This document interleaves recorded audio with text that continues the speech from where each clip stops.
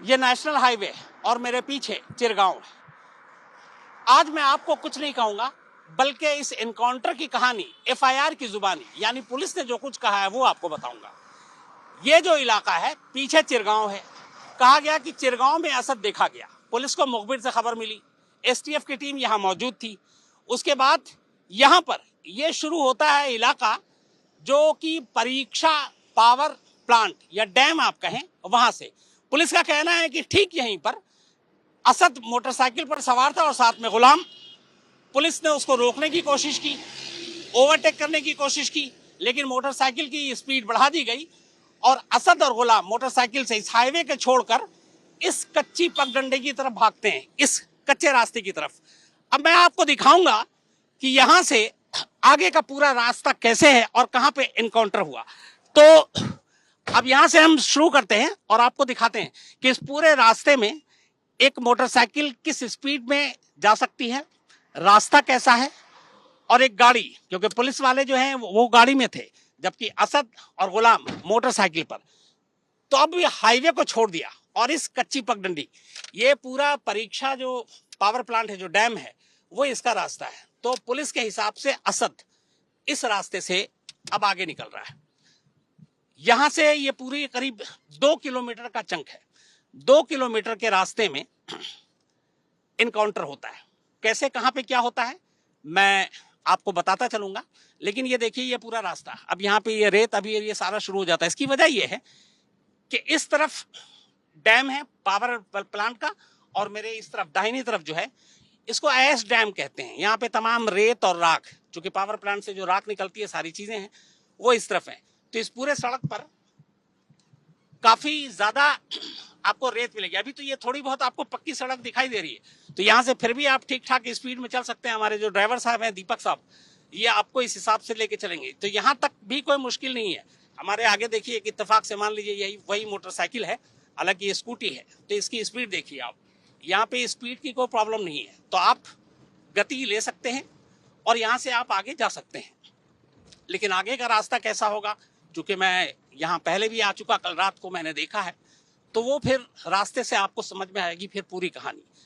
अच्छा, जो पूरी पुलिस की कहानी वो ये है कि जब इस रास्ते पर अतीक का बेटा असद और गुलाम पहुंचे तो पुलिस की एक टीम पीछे थी, वार्निंग दी, असद ने अपनी बाइक भगाई। उनका कहना है कि उसके बाद वो इस पगडंडी की तरफ भागा।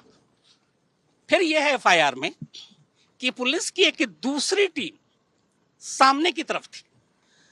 अब यानी कि बीच में असद है, एक पीछे और एक आगे। अब यहां पे जो एफआईआर में कहानी है कि पुलिस की एक टीम सामने की तरफ थी, तो सामने से कोई पुलिस की टीम आ सकती है कि नहीं, ये भी मैं आपको इस सफर में भी दिखाऊंगा। और वो जो पगडंडी जहां पर एनकाउंटर हुआ वो कैसी जगह है, क्योंकि एफआईआर में एक जगह पे ये भी है कि असद की बाइक जब पलटी और वो नीचे गिरा पगडंडी से, तो वहां उसने आड़ लेकर पुलिस वालों पे गोली चलाने की कोशिश की।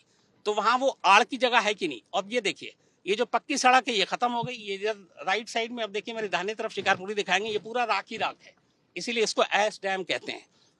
और अब वो जो थोड़ी बहुत उबड़ खाबड़ लेकिन फिर भी पक्की सड़क थी, अब यहाँ से ये सड़क शुरू हो जाती है, जिसमें सड़क नहीं है, सिर्फ पगडंडी है।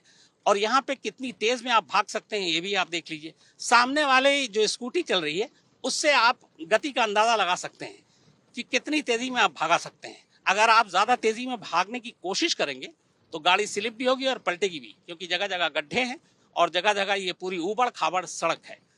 तो इसी रास्ते पर बकौल पुलिस कल करीब 12:30 से 12:45 के बीच में असद और गुलाम, ये दोनों पुलिस से बचते हुए भाग रहे थे अपनी मोटरसाइकिल पर, जिसका कोई नंबर प्लेट नहीं था। बाद में पता चला जिसका चेचिस नंबर भी नहीं।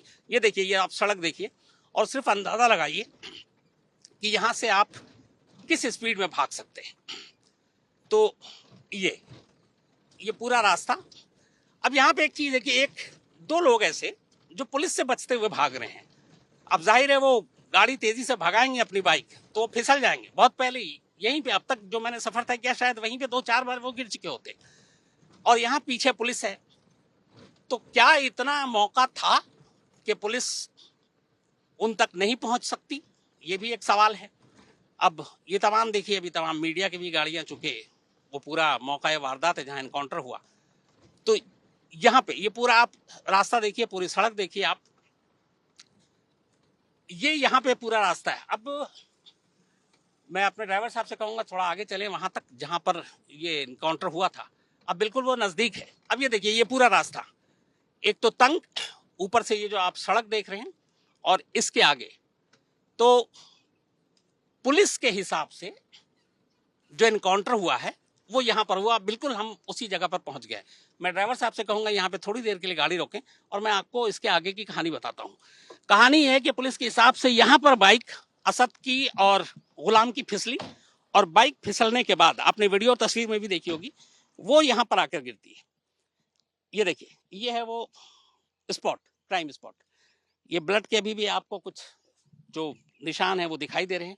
तो यहाँ पे बाइक थी, इस तरफ असद था, इस तरफ गुलाम था, और ये है वो जगह जहां पर एनकाउंटर की पुलिस की पूरी थ्योरी है। अब एफआईआर क्या कहता है, वो ये कहता है कि बाइक आगे आगे, एसटीएफ की टीम पीछे पीछे, और सामने एक और टीम थी, और सामने की टीम ने जब ललकारा तो तेज गति की वजह से बाइक फिसली और यहाँ पे बाइक गिरी। अब आगे से एक सामने की टीम, जो पुलिस के हिसाब से एफआईआर में लिखा हुआ कि सामने से एक टीम भी आ रही थी। अब सामने से वो टीम आ सकती कि नहीं, ये मैं आपको दिखाता हूं।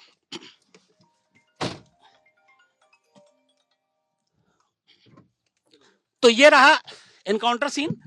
अब आपको मैं दिखाता हूं, जो सबसे इंपॉर्टेंट चीज है एफआईआर की, वो ये है कि पीछे से एक एसटीएफ की टीम पीछा कर रही है, और सामने से एक दूसरी पुलिस की टीम है जो आ रही है। अब यानी कि एक पीछे और एक आगे, और असद और गुलाम बीच में फंस गया। अब सामने से एक टीम आ रही है, ये कैसे पॉसिबल हो सकता है, ये मैं आपको दिखाता हूं कि हो भी सकता है कि नहीं। ये वही रास्ता है। इस रास्ते पे मैं कल काफी यहाँ पर कई घंटे रहा। अच्छा, यहाँ आसपास में कोई घर नहीं है, आगे आपको दिखेगा, लेकिन सामने से कोई गाड़ी आ सकती है, पुलिस की टीम आ सकती है।